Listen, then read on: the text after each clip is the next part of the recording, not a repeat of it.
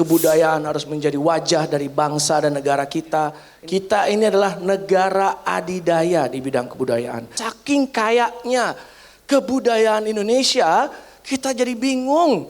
Iya kan? Bingung nggak? Bingung. Yang mana yang harus kita push dulu? Ini, paradox of abundance. Contoh paling simple. Budaya Betawi Jakarta sama budaya Betawi Depok cuma beda berapa kilometernya udah beda. Budaya Betawi Jakarta sama budaya Betawi Bekasi sama Kerawang juga udah beda. Bahasanya juga udah beda. Tariannya juga udah beda dikit. Saking kayaknya budaya Indonesia. Bismillahirrahmanirrahim. Assalamualaikum warahmatullahi wabarakatuh. Shalom, salve, Om Swastiastu, Namo Buddhaya, salam kebajikan, salam sejahtera, rahayu, rahayu. Boleh tepuk tangan buat para founder dari GNFI. Saya follow GNFI itu jauh sebelum saya menjadi Wakil Menteri Kebudayaan. Karena saya rasa algoritma dari sosial media kita ini harus diisi dengan hal-hal yang positif. Sekali kita ngelihat yang negatif, pasti jadi negatif terus. Contoh yang paling dekat, ya istri saya. Istri saya FYP-nya pasti selalu cerita-cerita horor. Jadi tiap malam pasti ngeliatnya ada pocong, ada kuntilanak, karena FYP-nya itu, algoritmanya itu. Tapi kalau saya memutuskan untuk selalu follow GNFI dan selalu lihat konten-konten positif. Kalau sekarang akhir-akhir ini saya sering banget lihat konten-konten tentang parenting dan fatherhood. Yang saya hormati Bapak Wahyu Aji, CEO dari GNFI, Bapak Akhyari Hananto, founder dari GNFI, sahabat saya, teman seperjuangan di Dana Abadi Kebudayaan, Pak Dwi Larso, Direktur Beasiswa Lembaga Pengelola Dana Pendidikan atau LPDP, Bapak Purnomo Achandra, Konsul Jenderal RI di Los Angeles, dan juga sahabat dekat saya Pak Maman Suherman. Saya cerita aja bahwa menjadi Wakil Menteri Kebudayaan, slide-nya belum ada ya, boleh play slide-nya ya. Menjadi Wakil Menteri Kebudayaan menurut saya is one of the best job in the whole wide world. Ya kan, bayangin saya sebagai seorang musisi masih bisa nongkrong bersama dengan teman-teman musisi saya. Saya sekarang dalam proses untuk memperbaiki ekosistem musik bersama tim kerja pemajuan ekosistem musik. Alhamdulillah menjadi Wakil Menteri Kebudayaan, diundang ke festival-festival film, nonton film-film Indonesia. Itu luar biasa, sinias-sinias kita harus kita acungin jempol karena kualitas film Indonesia sekarang sudah luar biasa. Seni rupa kita, para perupa kita juga luar biasa. Jadi saya selalu bilang, plus ada tambahan baru yaitu pelestarian cagar budaya. Jadi kadang-kadang saya nongkrong bersama teman-teman musisi, tapi kadang-kadang juga saya juga jadi Indiana Jones dari satu candi ke candi yang lain. Jadi it's the best job in the world. Tapi kalau kita flashback 20 tahun yang lalu, saya nggak pernah nyangka saya bisa sampai ke titik ini. Dan selalu yang diucapkan dan dipercaya oleh Bapak Presiden bahwa kebudayaan harus menjadi wajah dari bangsa dan negara kita, ini sedang kita jalankan. Karena apa? Pak Fadli selalu cerita bahwa dia sudah keliling dunia dan tidak pernah lagi dia bertemu atau datang ke negara yang kebudayaannya sekaya budaya Indonesia. Kita ini adalah negara adidaya di bidang kebudayaan. Kita ini negara superpower di bidang kebudayaan. Apalagi di era digital dan sosmed sekarang ini, semua budaya-budaya dari seluruh Indonesia bisa terlihat, punya panggungnya sendiri. Beda banget seperti zaman saya dulu, ya kan?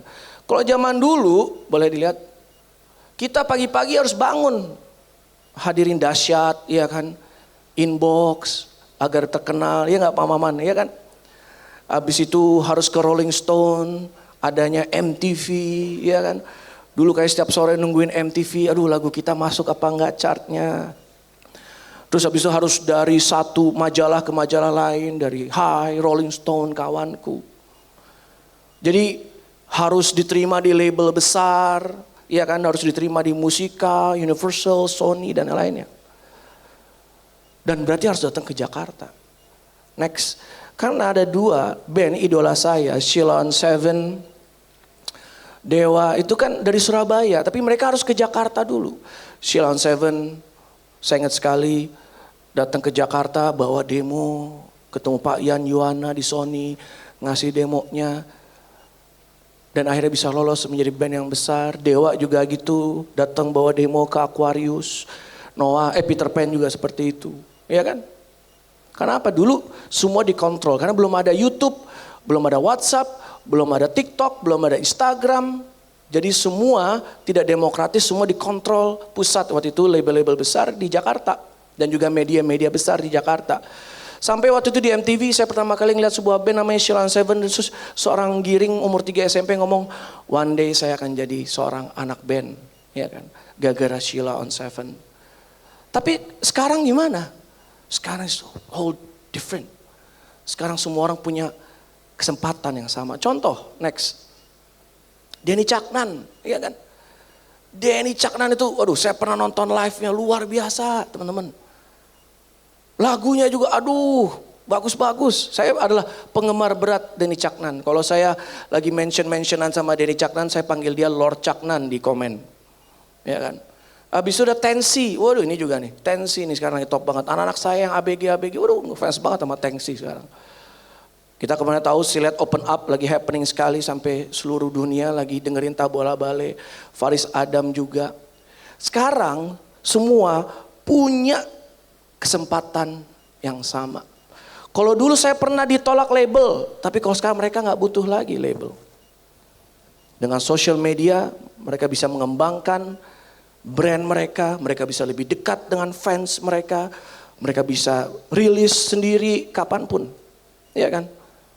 Karena sekarang sudah eranya demokratisasi dalam platform dan juga konten. Tetapi efeknya adalah next. Sekarang semua seniman, artis-artis besar zaman sekarang. Ini kalau kita ngomongin lewat musik dulu ya, supaya relate dulu. Semua orang harus bisa menjadi seorang kreator, semua orang harus bisa menjadi seorang copywriter, semua orang harus belajar CapCut atau CapCut, ya kan? Semua orang harus bisa bikin copyright sendiri dan harus mengikuti dengan zaman. Sekarang lagi zamannya pas foto, pas tidak foto, ya kan semua orang sampai semuanya ngikutin pas foto. Untung tim saya nggak mau ngikutin nih kayaknya, ya kan? Karena semua orang pada ngikutin, ya kan? Iya kan? Jadi everyone harus join dengan tren yang sedang ada. Tapi ini tidak hanya apply ke musisi aja. Apply ke aktor, apply ke sutradara, scriptwriter, perupa, semuanya. They are all applying the same thing. Karena apa? Karena tadi yang saya bilang semua punya kesempatan yang sama di era digital ini. Next. Dan kemarin kita baru saja bikin namanya Konferensi Musik Indonesia. Konferensi Musik Indonesia dulu di 2018 almarhum Bung Glenn ya, Kang Maman ya, bikin kami di Kota Ambon, 2019 di Bandung, ya kan. Ekosistem musik berkumpul semua.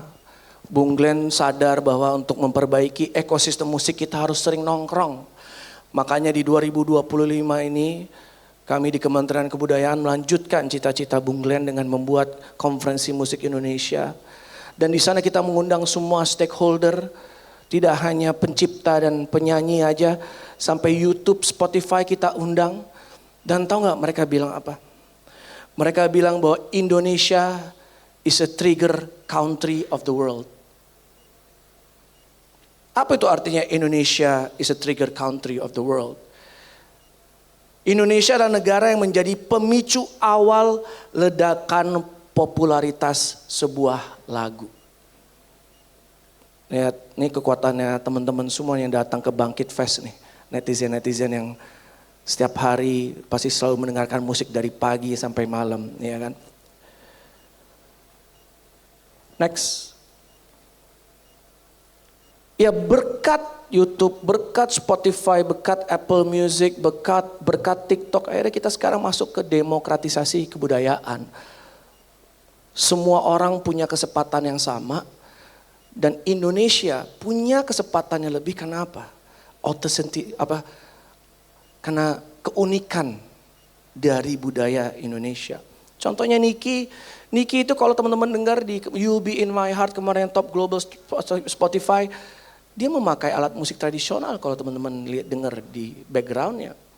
Ya kan, tabola bale sekarang ya Allah semua orang lagi joget tabola bale. Sampai di Inggris juga jogetnya tabola bale. Garam dan madu ya kan. Siapa yang pernah nyangka bisa kolaborasi antara hip hop dengan musik koplo gitu loh. Dan hasilnya enaknya luar biasa. Dan Nona kita lihat ada girl band yang tetap menjadi keindonesiaannya tetap dijaga. Manggung di Coachella tetap menjaga, manggung di Heads in the Cloud tetap menjaga keindonesiaannya mereka. Oleh karena itu kita masuk ke era ini karena kekuatan sekali lagi, karena kekuatan kalian, kekuatan netizen kita. Next. Justru sekarang adalah momen yang penting bahwa kita harus makin semangat dan gak usah malu-malu lagi untuk memperkenalkan budaya kita. Kemarin film Abadi Nan Jaya katanya top global streaming di Netflix 11 juta penonton. Kalau biasanya zombie-zombie di luar negeri ngasih zombinya karena virus, ini karena apa? Jamu. Sedang kita tahu bahwa jamu adalah warisan budaya tak benda yang sudah diakui oleh UNESCO. Dia mempromosikan jamu dengan cara ya gini kan. Tapi intinya adalah menjadi diri kita sendiri ternyata justru itu yang diminati oleh dunia. Kita gak usah lagi jadi K-pop. Justru K-pop yang pengen jadi kayak kita mungkin nanti ke depannya. Next. Dan kemarin Kementerian Kebudayaan juga membantu Puri Paku Alam dalam pameran dan lomba mereka di Kyoto. Bagaimana menggunakan batik Puro Paku Alam untuk motif batik kimono dan mereka menang juara 1. Jadi memang sekarang sudah saatnya kita gak usah malu-malu lagi dengan kebudayaan kita. Justru dengan menjadi asli Indonesia, dunia pasti akan menengok. Next. Dan tadi saya cerita bahwa Indonesia trigger country dunia, makanya sekarang semua mulai dari tim sepak bola, ya kan, bikin Dirgahayu Indonesia, MU juga, kalau bikin video pakai lagu-lagu JJ gitu kan. Terus habis itu juga Ice Show Speed, kemana-mana pakai baju Persija. Justin Bieber ngomong aku sayang kamu. Jadi orang dunia sudah tahu, they want to ride the wave of Indonesian as a trigger country. Jadi kita melihat ini kesempatan yang besar buat kita untuk bangkit. Karena apa? Karena kalian, karena netizen Indonesia yang luar biasa. Kalau gitu kenapa kita harus terus mempromosikan budaya orang lain? Sekarang sudah saatnya kita mempromosikan budaya kita sendiri. Next.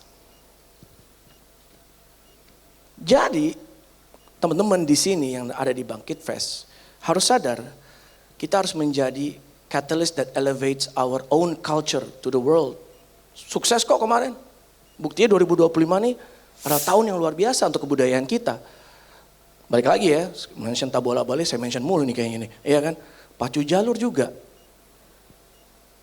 Justru dengan menjadi diri kita sendiri, berkat bantuan teman-teman, kebangkitan kebudayaan Indonesia sudah ada di depan mata.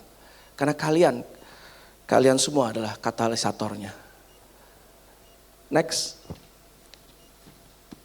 Nah ini dia nih tadi yang di ruangan kita bahas. Jadi yang mana dulu dong Mas Wamen yang harus kita promosikan? Karena kita punya satu tantangan, the paradox of abundance. Saking kayaknya kebudayaan Indonesia, kita jadi bingung. Iya kan? Bingung gak? Bingung. Yang mana yang harus kita push dulu? Ini paradox of abundance. Contoh paling simple, budaya Betawi Jakarta sama budaya Betawi Depok cuma beda berapa kilometer udah beda. Budaya Betawi Jakarta sama budaya Betawi Bekasi sama Kerawang juga udah beda. Bahasanya juga udah beda. Tariannya juga udah beda dikit. Saking kayaknya budaya Indonesia. Tapi kalau saya selalu optimis. Karena apa? Karena sekarang kalau ditanya mana yang harus kita promosikan. Dari Sabang sampai Merauke, anak-anak mudanya harus kompak mempromosikan budaya mereka sendiri. Karena we never found out, we never know. Tiba-tiba bola-balik bisa sebesar ini, tensi bisa sebesar ini, koplo bisa sebesar ini, iya kan? Pacu jalur bisa sebesar ini karena apa? Anak-anak mudanya yang pertama kali mengupload, menghargai, melestarikan kebudayaan lokalnya. Next. Dan teman-teman tahu bahwa kita punya warisan budaya tak benda yang sudah diinskripsi oleh UNESCO, ya kan? Ada keris, ada angklung, ada tari saman, ada banyak begitu teman-teman bisa lihat di depan. Tugas kita adalah melestarikan mereka. Apakah mewajibkan kita untuk go global? Yes, it's a bonus. Kalau berhasil, it's a bonus. Contohnya seperti silat. Silat sekarang sudah go global. Iya kan? Apakah keris mau kita buat go global? Yang penting yang nomor satu yang harus kita lakukan adalah lestarikan dulu. Lestarikan dan punya manfaat ekonomi kepada para pengrajin. Itu dulu. Kalau go global adalah bonus. Nah, kita ada satu lagi kesempatan. Next. Balik lagi nih, the paradox of abundance. The paradox of abundance di Indonesian gastronomy. Tadi di ruangan juga kita bahas. Mana dulu? Kalau Thailand kemarin mempromosikan tom yum dulu, pad thai dulu, akhirnya sekarang restoran Thailand ada di seluruh dunia. Korea juga sama. Vietnam sekarang riding the wave, pho, nama banh mi. Terus Indonesia yang mana dulu? Semua orang, kalau restoran Indonesia semuanya ada, ya kan? Tapi pilih salah satu. Hal kita harus bisa memilih salah satu. Ada yang ngomong soto dulu, rendang dulu, sate dulu. Nah, di kesempatan di Bangkit Fest ini saya mau mengajak teman-teman. Ada satu yang harus kita support. Karena di tahun 2026 Kementerian Kebudayaan sedang memperjuangkan salah satu makanan kita menjadi warisan budaya tak benda UNESCO. Yaitu tempe. Di 2026, akhir 2026, insya Allah kalau semuanya lancar, dari Kementerian Kebudayaan sedang memperjuangkan tempe sebagai warisan budaya tak benda dunia. Kalau kita lihat, ini kesempatan. Satu, UMKM kita luar biasa di tempe, ya kan? Banyak pengrajinnya. Sekarang ada chips tempe pakai truffle, waduh, ya kan? Kita harus kembangkan terus tempe. Terus sekarang ada budaya baru di dunia, yaitu budaya vegan. Wah, semua lagi vegan, vegetarian, ya kan? Jangan sampai kalah sama sebuah perusahaan di Amerika yang sudah buat ini duluan. Next, Royal Tempe. Ini perusahaan foundernya orang Indonesia, tapi perusahaannya di Amerika karena mereka tahu ada tren ke depannya tempe akan menjadi makanannya tidak makanan orang Indonesia tapi makanan dunia. Ya Allah, ini kita lihat deh, ada mana yang paling how to make a perfectly grilled tempe steak ever. Hah? Aduh, kita makan tempe biasa disambelin aja. Ini mau dibikin steak sama orang Amerika, ibu-ibu, bapak-bapak. Ya kan? Terus create the perfect tempe pizza, bapak-bapak, ibu-ibu, tempe pizza. Ya Allah, orang Amerika memang luar biasa. Tempe burger at home. Ya. Berarti benar-benar 2026 kata kebangkitan tempe nih kayaknya nih. Tapi tugas kita, bos, tugas kita. Tugas kita bahwa makanan ini bisa menjadi makanan dunia yang menginspirasi dunia juga. Next. Nah, satu hal lagi, apa yang bisa kita ekspor? Budaya apa lagi yang bisa kita ekspor? Salah satu yang kita bisa ekspor adalah the way of life-nya kita. Yang sudah diturunkan oleh para leluhur dari ribuan tahun. Contohnya adalah Trihita Karana. Apa itu Trihita Karana? Trihita Karana adalah bagaimana setiap hari kita menjalankan hidup harmonis dengan Tuhan, harmonis dengan sesama manusia, harmonis dengan alam. Ini sudah ribuan tahun kita jalankan tanpa teman-teman sadari. Dampaknya apa?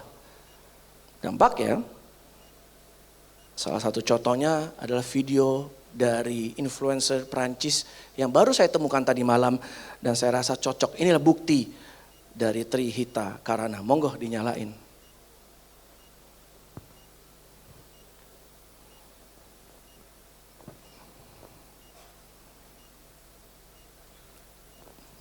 Gak apa-apa kalau gak ada musiknya.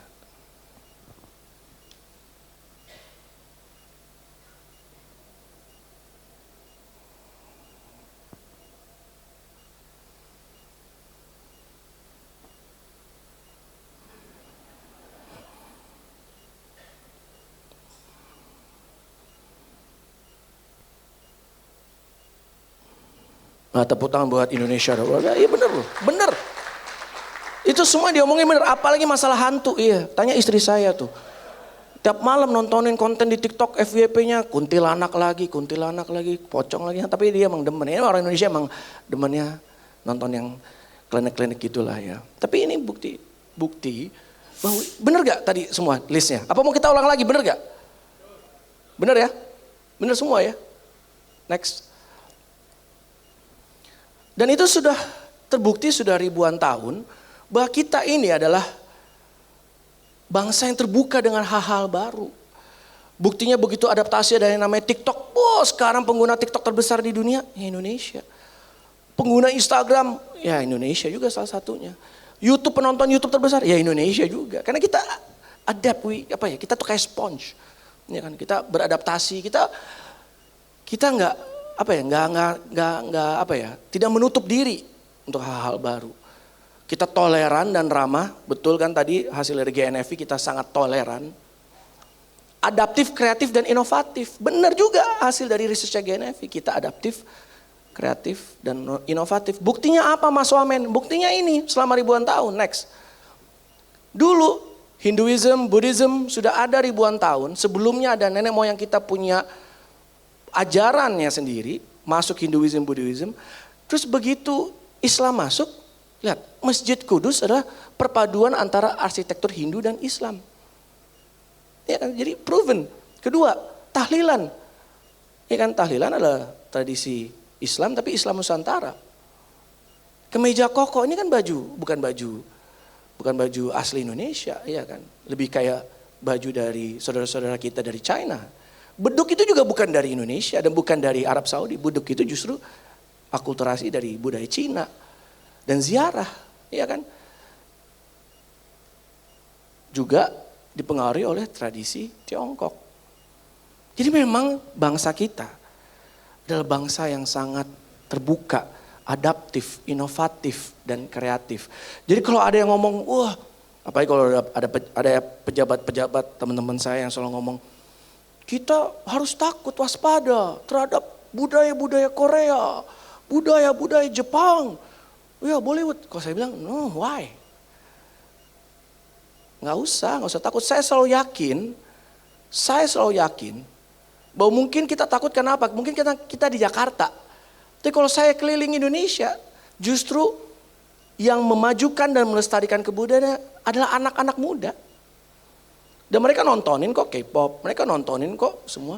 Tapi hasilnya apa? Hasilnya tensi, ya kan? Denny Caknan, Tabola Bale. Itu hasil apa? Akulturasi dan menghasilkan ekspresi budaya baru. Next. Karena kita lihat, balik lagi, ribuan tahun Trihita Karana ini punya bentuk yang banyak macamnya di seluruh Indonesia. Kalau kita di Sumatera Barat, kita punya istilah alam takamang jadi guru. Yang berarti hidup selaras dengan hukum alam dan kebijaksanaan Tuhan. Terus kalau kita lihat di Kalimantan, ada batang garing atau pohon kehidupan yang melambangkan keseimbangan antara dunia atas dan dunia manusia dan alam semesta. Kalau di Toraja ada Aluk Todolo, sebuah sistem kepercayaan menekankan keseimbangan antara manusia leluhur dan alam, keseimbangan, harmoni, semuanya sama. Di Jawa juga Memayu Hayuning Bawana, berarti menjaga keharmonisan dunia dengan hidup seimbang dengan Tuhan, sesama, dan juga alam. Semua sama, cuman bahasanya beda-beda, judulnya beda-beda. Tapi sudah ada di DNA kita. Nah inilah yang sebetulnya harus kita sebarkan ke seluruh dunia. Next. Dan kemarin, dan saya jadi punya teori. Ini tesis saya nih Kang Maman nih. Pak Dwi, ini tesis saya sendiri. Bahwa kebudayaan, leluhur kita mengajarkan keharmonisan dengan Tuhan, dengan sesama, dan dengan alam. Dari keharmonisan ini, lahirlah kebudayaan sebagai wujud rasa syukur, penghormatan kepada bumi, dan perayaan atas kemanusiaan. Jadi semua tarian-tarian indah, lagu-lagu indah yang kita dengar, karena di DNA kita sedang merayakan kemanusiaan kita. Terbukti apa lagi? Next. Terbukti adalah ketika GNFI membuat research yang tadi. Bahwa anak-anak muda zaman sekarang, netizen kita sangat yakin dengan kebudayaan dan kreativitas Indonesia. Optimis bahkan mereka. Sangat optimis. Dan mereka ingin sekali budaya Indonesia dikenal luas dan generasi muda yang melestarikan budaya. Makanya dari Kementerian Kebudayaan pasti selalu tap in dengan acara-acara yang ada hubungannya dengan anak-anak muda. Next. Jadi teman-teman, apalagi yang bisa kontribusi kita terhadap dunia?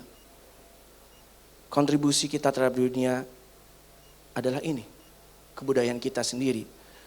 Karena di tengah ketidakpastian geopolitik dunia, ketidakpastian apakah akan ada perang dunia atau ada perang tarif, justru dunia lebih butuh lagi lagu-lagu Indonesia. Dunia butuh film-film Indonesia, baik itu yang bikin serem ataupun yang komedi atau drama. Dunia tuh butuh lagi tarian kita yang melambangkan bagaimana kita merayakan hidup yang luar biasa. Dunia membutuhkan makanan Indonesia, makanya tahun 2026 tempe harus bangkit menjadi masakan dunia. Di atas semuanya dunia butuh way of life seperti Trihita Karana yang sudah diturunkan oleh leluhur kita. Jadi kebudayaan Indonesia bisa menghadirkan harmoni untuk dunia. Terima kasih. Wassalamualaikum warahmatullahi wabarakatuh. Om Santi Santi Santi Om. Dan semoga semua makhluk hidup berbahagia. Terima kasih.